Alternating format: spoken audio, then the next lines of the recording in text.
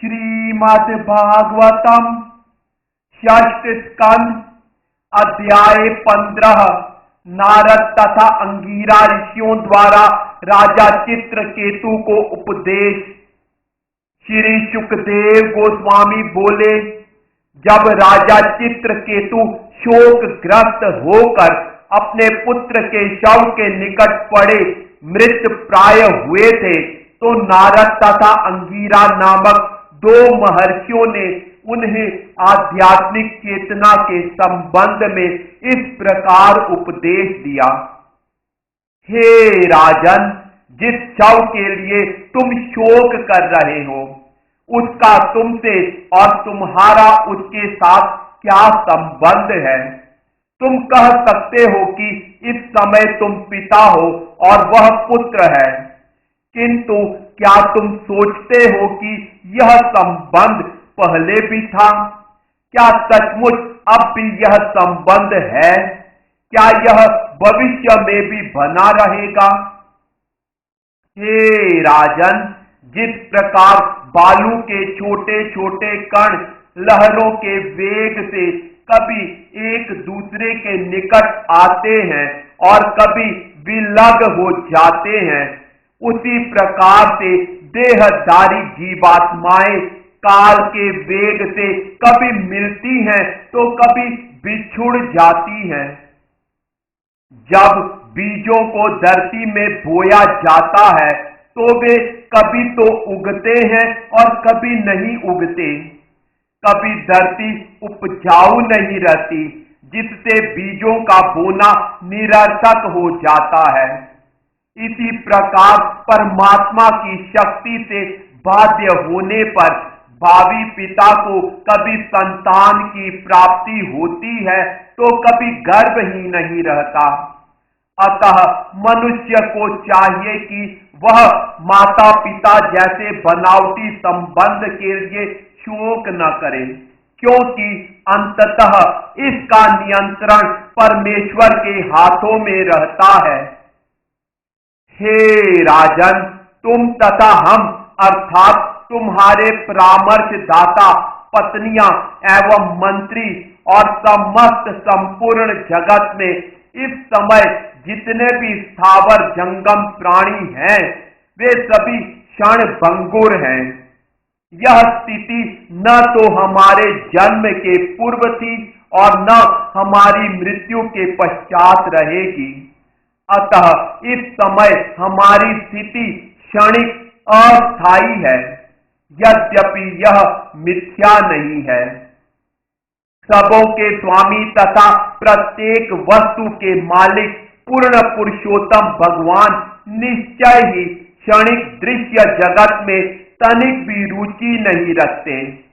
तो भी जिस प्रकार समुद्र के किनारे पर बैठा हुआ बालक अनचाही किसी न किसी वस्तु गरोंदा को बनाता है, उसी प्रकार से भगवान प्रत्येक वस्तु को अपने वश में रखते हुए सृजन, पालन तथा संहार का कार्य करते रहते हैं। वे पिता से पुत्र को उत्पन्न कराकर सृष्टि करते हैं। प्रजा के कल्याण हेतु सरकार या राजा नियुक्त करके पालन करते हैं तथा सर्प जैसे माध्यमों से संहार करते हैं।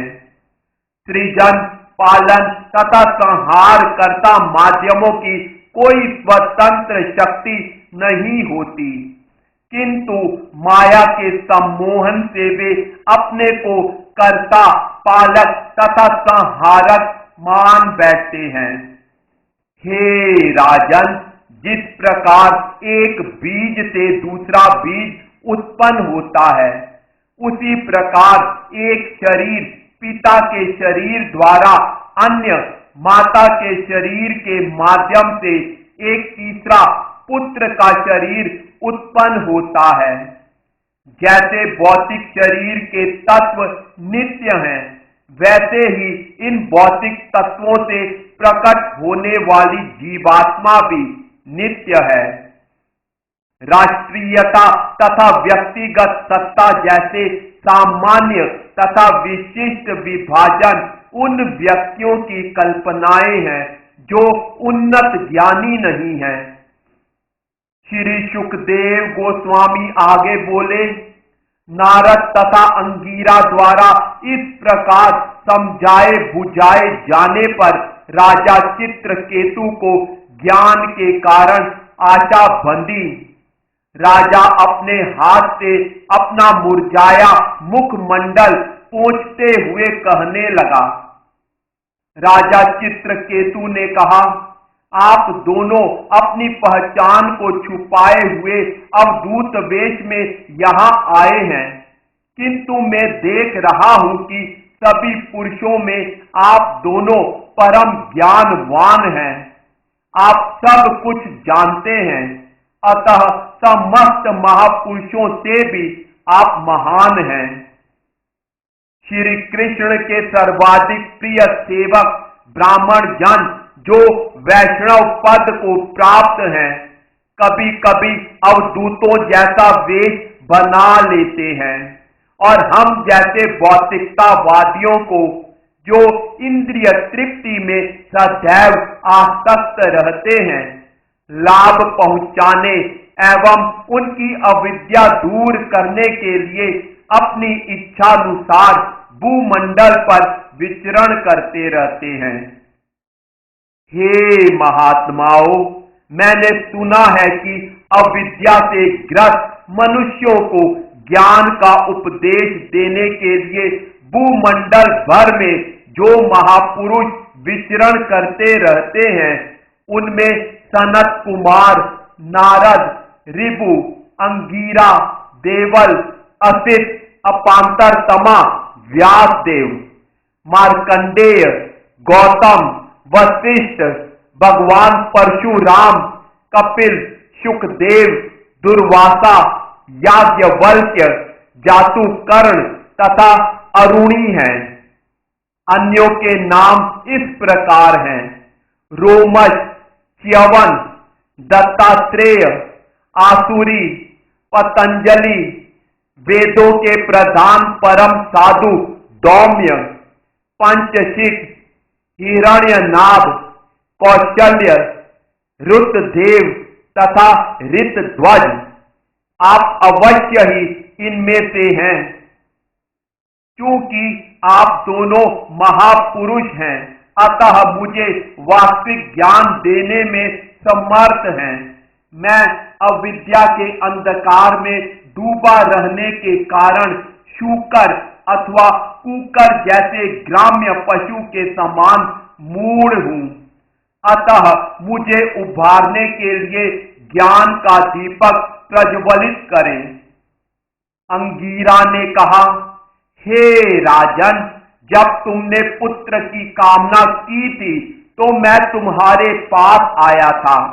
दरअसल मैं वही अंगीरा ऋषि हूं जिसने तुम्हें यह पुत्र दिया था। ये जो तुम्हारे पास है, भगवान ब्रह्मा के प्रत्यक्ष पुत्र महान ऋषि नारद हैं। हे राजन, तुम पूर्ण पुरुषोत्तम भगवान के परम भक्त हो। किसी भौतिक वस्तु की हानि के लिए इस प्रकार शोक करना तुम्हारे लिए उपयुक्त नहीं है। अतः हम दोनों तुम्हें इस मिथ्या शोक से उभारने के लिए आए हैं, जो आपके अविद्या के अंधकार में डूबे रहने के कारण उत्पन्न है।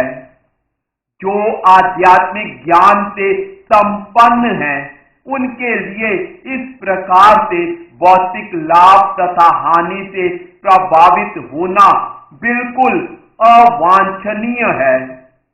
जिस समय पहले पहल मैं तुम्हारे घर आया था, उसी समय मैं तुम्हें परम दिव्य ज्ञान देता, किंतु जब मैंने देखा कि तुम्हारा मन भौतिक वस्तुओं में उलझा हुआ है, तो मैंने तुम्हें केवल एक पुत्र प्रदान किया, जो तुम्हारे हर्ष और शोक का कारण बना। हे राजन, अब तुम्हें ऐसे व्यक्ति के कष्ट का वास्तविक अनुभव हो रहा है, जिसके पुत्र तथा पुत्रियां होती हैं। हे सूरसेन देश के राजा, पत्नी, घर, राज्य का ऐश्वर्य, अन्य संपत्ति तथा इंद्रिय अनुभूति के विषय, ये सब इस बात में एक से हैं कि वे अनित्य हैं। राज्य, सैनिक, शक्ति, कोष, नौकर, मंत्री, मित्र तथा संबंधी, ये सभी भय, मोह, शोक तथा दुख के कारण हैं। ये गंधर्व नगर की भांति हैं, जिसे जंगल के बीच स्थित समझा जाता है, किंतु जिसका अस्तित्व नहीं होता। क्योंकि ये सब वस्तुएं अनित्य हैं, अतः ये मोह, स्वप्न तथा मनोरथों से श्रेष्ठ नहीं है। स्त्री, संतान तथा संपत्ति जैसी दृश्य वस्तुएं स्वप्न एवं मनोरथों के तुल्य हैं। वास्तव में हम जो कुछ देखते हैं, उसका स्थायी अस्तित्व नहीं होता है। वे कभी दिखती हैं तो कभी नहीं। अपने पूर्व कर्मों के अनुसार हम मनोरथ का सृजन करते हैं और इन्हीं के कारण हम आगे कार्य करते हैं। देहात्मक बुद्धि के कारण जीवात्मा अपने शरीर में जो भौतिक तत्वों, 5 ज्ञानेंद्रियों तथा मन समेत 5 कर्मेंद्रियों का संपुंज है, मग्न रहता है। मन के कारण जीवात्मा को 3 प्रकार के अति भौतिक, अति दैविक तथा आध्यात्मिक ताप सहने पड़ते हैं। अतः यह शरीर समस्त दुखों का मूल है। अतः हे चित्रकेतु, आत्मा की स्थिति पर ठीक से विचार करो, अर्थात यह समझने का प्रयत्न करो कि तुम कौन हो, शरीर, मन या आत्मा। यह विचार करो कि तुम कहां से आए हो, यह शरीर छोड़कर कहां जाओगे और तुम भौतिक शोक के वश में क्यों हो। इस प्रकार तुम अपनी वास्तविक स्थिति जानने का यत्न करो, तभी तुम अनावश्यक आसक्ति से छुटकारा पा सकोगे। तब तुम इस विश्वास का भी परित्याग कर सकोगे कि यह भौतिक जगत या अन्य कोई वस्तु जिसका श्री कृष्ण की सेवा से सीधा संबंध नहीं है, शाश्वत है। इस तरह तुम्हें शांति प्राप्त हो सकेगी। नारद मुनि ने आगे कहा, हे राजन, तुम एकाग्रचित्त होकर मुझसे अत्यंत शुभ मंत्र ग्रहण करो। इसे स्वीकार कर लेने के बाद 7 रातों में ही तुम साक्षात भगवान का दर्शन कर सकोगे। हे राजन, प्राचीन काल में भगवान शिव तथा अन्य देवताओं ने संकर्षण के चरणारविंद की शरण ली थी। इस प्रकार वे द्वैत मोह से तुरंत मुक्त हो गए और उन्होंने आध्यात्मिक जीवन में अद्वितीय तथा अलंघ्य यश प्राप्त किया। तुम शीघ्र ठीक वैसा ही पद प्राप्त करोगे। इस प्रकार श्रीमद् भागवत के 6ठे स्कंद के अंतर्गत नारद तथा अंगीरा ऋषियों द्वारा राजा चित्रकेतु को उपदेश नामक 15वें अध्याय के भक्ति वेदांत तात्पर्य पूर्ण हुए।